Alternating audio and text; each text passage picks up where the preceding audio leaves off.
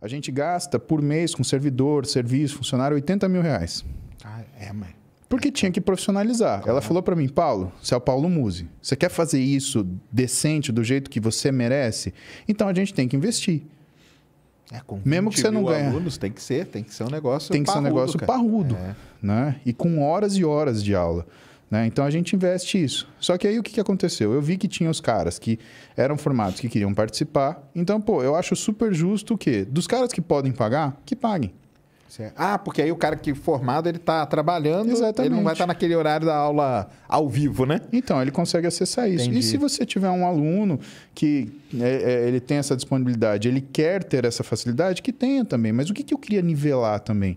Que é um ponto extremamente delicado, né? E que eu vejo isso em medicina, e isso me chama atenção até do ponto de vista emocional.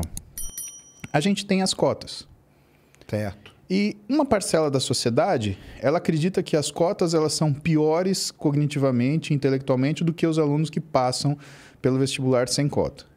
E eu não acho isso verdade. Aliás, eu tenho certeza que isso não é verdade. Porque o que eu acho que movimenta o bom profissional é a iniciativa. Dentro do pessoal que tem dinheiro para fazer, ou que pôde fazer um vestibular, né, e passar na faculdade... Você tem gente que está ali porque tem iPhone do pai, tem o carro do pai, mas não está nem aí para medicina. Vai ser um médico medíocre.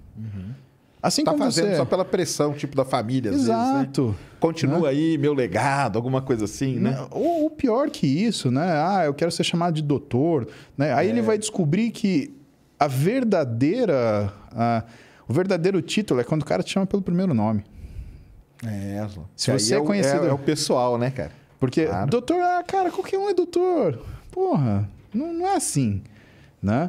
Agora, quando você é o fulano de tal, aí é outra conversa. Aí você é o fulano de tal e você representa a profissão e não a profissão te esconde. Certo, é isso mesmo. E eu entendo que existe gente dentro das cotas que é brilhante e que não tem essa mesma condição, mas que tem a vontade. Eu quero dar aula para esse cara com o mesmo gás que eu dou aula para esse cara aqui que tem condição para, de repente, eu vou assistir uma aula do Paulo aqui, sábado, estou aqui coçando, só 30 minutos eu vou aprender alguma coisa. Ótimo, que bom. Mas eu quero dar essa chance. Para mim é importante saber que eu estou fazendo isso. E porque eu estou selecionando não pela grana, eu estou selecionando pela vontade, Sérgio. Exato.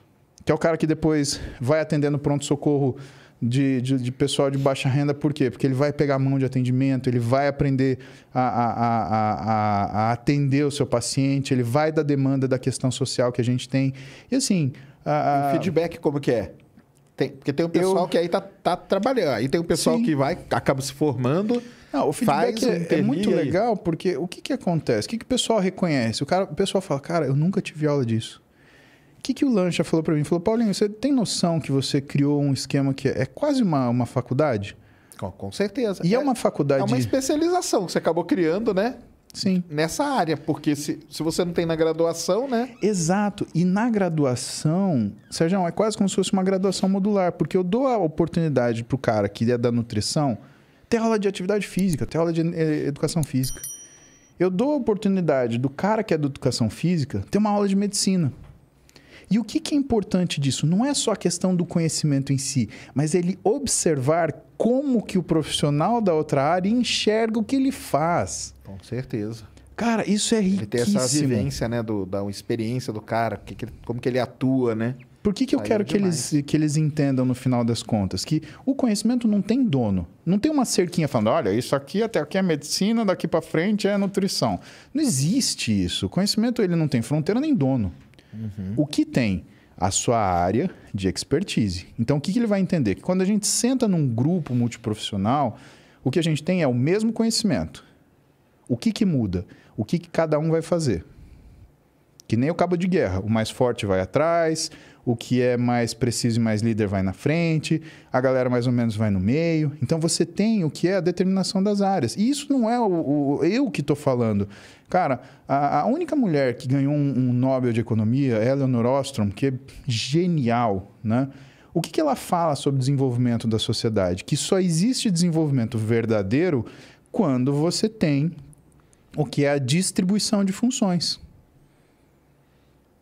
Então, não dá para ter, por exemplo, um pajé no dia de hoje na sociedade, né, por exemplo, das cidades, né? Por quê? Porque não dá para você ser médico, líder espiritual, político, né, e administrador da sua tribo ao mesmo tempo. Cada um na sua, né? Na sua área ali, no seu nicho, né? Atuando no seu nicho. É essa divisão que a gente tem que ter.